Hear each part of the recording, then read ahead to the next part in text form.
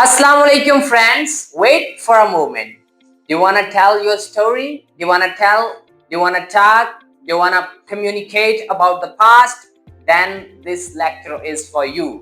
तो दोस्तों आज के लेक्चर में मैं आपको बताऊंगा कि आपने स्टोरी टेलिंग कैसे करनी है, किस तरह से आपने कोई भी स्टोरी यानी पास्ट का मूवमेंट, पास्ट की कहानी जो है वो इंग्लिश में सुनानी है।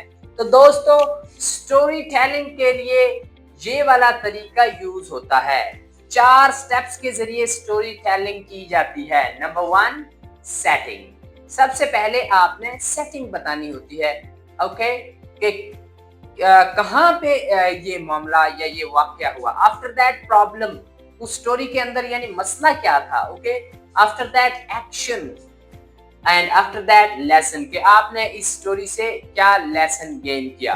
तो दोस्तों सेटिंग जब भी हम स्टार्ट करते हैं तो आप कहते हैं it all started when I was walking home from school on one rainy afternoon.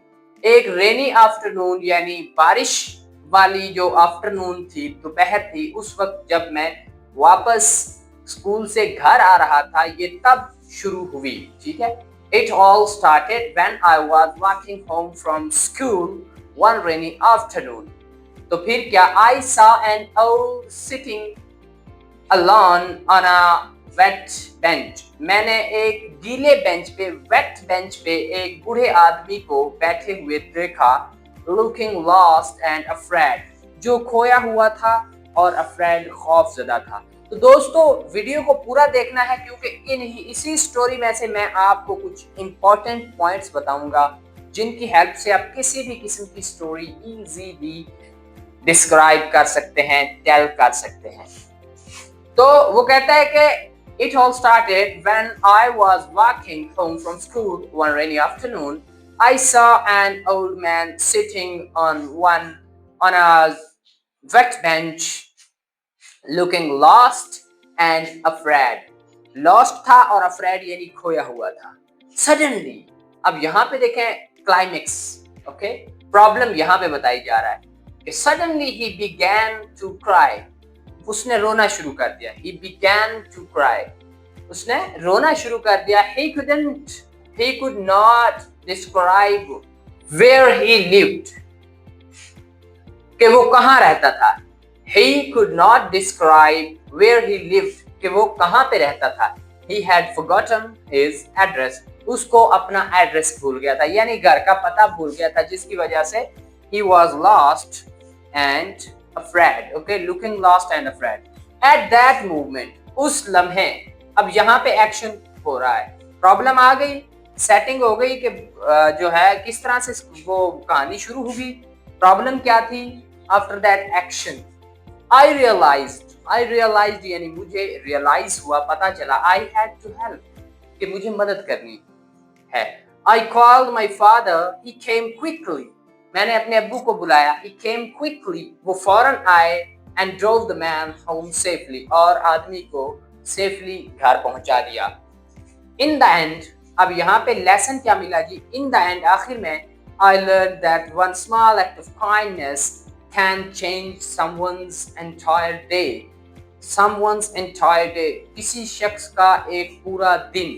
ठीक है, I learned, मैंने सीखा, that one small act, कि एक छोटा सा काम, छोटा सा अमल, can change someone's entire day, किसी भी शख्स का पूरा दिन चेंज कर सकता है। I realized that helping other is never a waste of time. मुझे रियलाइज हुआ कि दूसरों की हेल्प करना वेस्ट ऑफ टाइम नहीं है।